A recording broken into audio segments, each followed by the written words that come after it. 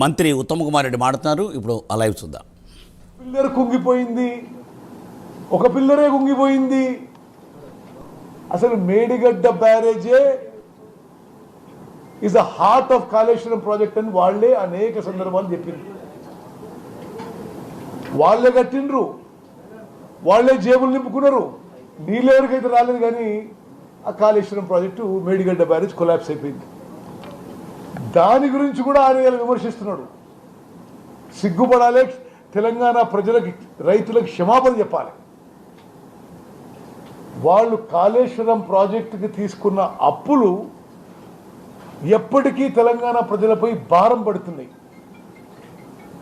అదేవిధంగా వాళ్ళు అంటే ఆయన చెప్పిన అనేక విషయాల్లో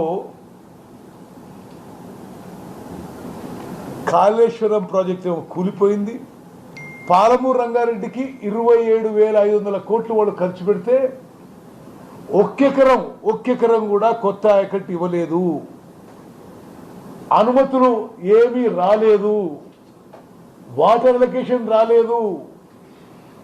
సీతారాం సాగర్ ప్రాజెక్టుకి 8,000 కోట్లు ఖర్చు పెడితే ఒక్కెకరం ఆయకట్టు కూడా రాలేదు. వాటర్ అలొకేషన్ ఏ అప్రూవల్ కాలేదు. మేము దానికి ముందుకు తీసుకుపోయి ఇప్పుడు దానికి final water allocation TAC approval మేము తీసుకొచ్చే చివరి దశలో ఉంటే మేం చేసినాం అంటున్నాడు ఆయన.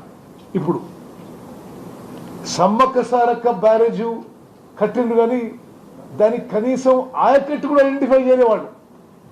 ఛత్తీస్గఢ్ నుంచి ఎన్ఓసీ తెచ్చుకోలే. అవి కూడా మా హయాంలోనే జరుగుతున్న విషయం కూడా నేను మనవి చేస్తున్నాను. ఇరిగేషన్ శాఖ వారి హయాంలో వారు ప్రాజెక్టు కట్టింది నీళ్ల కోసం కాదు,